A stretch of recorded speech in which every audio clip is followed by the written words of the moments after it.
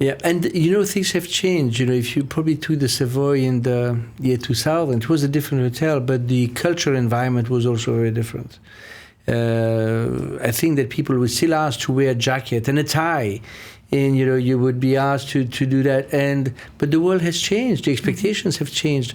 People with culture and money do not necessarily wear a jacket and a tie. Actually, quite the contrary. When they are on leisure, and they are not wearing. Sometimes they wear a jacket. So what we do is that we really recommend for people to wear something where they're going to feel comfortable, surrounded by people who are going to be quite breastfeed, but we don't impose a jacket or a tie.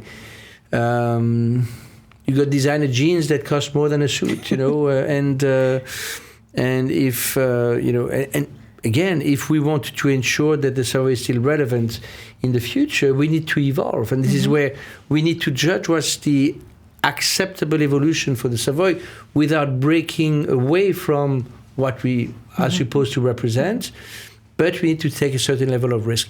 I know for sure that, with the new rooms, which I believe are the right level of, legacy and modernity, but people, what did you do with our hotel? There will be an element of that, and there have been elements of that in the past. Otherwise, the hotel wouldn't be where it is today. But there must be also times when it gets stressful for the staff and heated maybe even. But I probably think that the guests shall never notice and probably won't ever notice.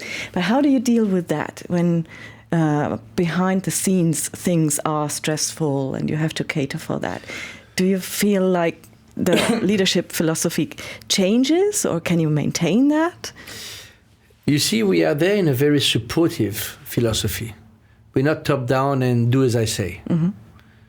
We are there to guide, we're there to communicate, try to share the philosophy. We're there to support, to coach, and to be there to support when, especially, it is very stressful at times. When you have a lot of people queuing, when the things are not going well, when the kitchen is late, when there are things missing, and you still have to produce this. So we need to accompany our staff with trainings and modules that helps them to deal with stress. We have created a wellness room at the hotel. We have a multi-faith room at the hotel.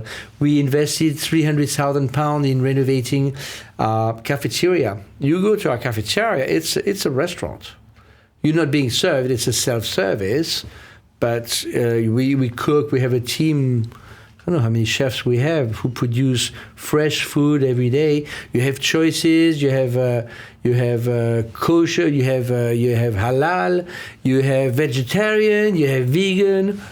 You have a soup. You have a salad bar. And we recreated that in an environment that helps people to relax, because yes, it can be stressful at times, and we need to be attentive, because if it's too stressful, people will leave.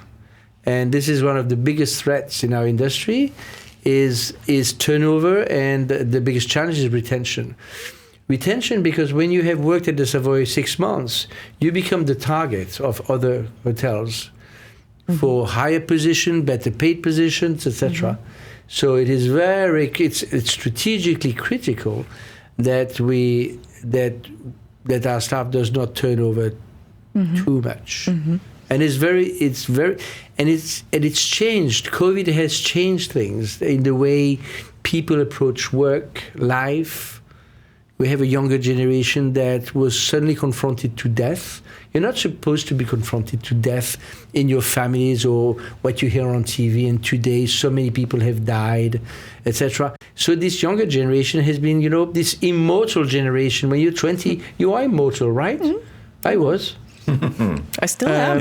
So confronting all those facts have changed their approach to work. They're not. They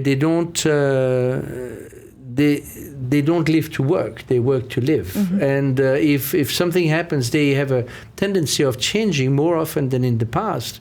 Or if they are disenchanted or demotivated, they can disappear and not come back.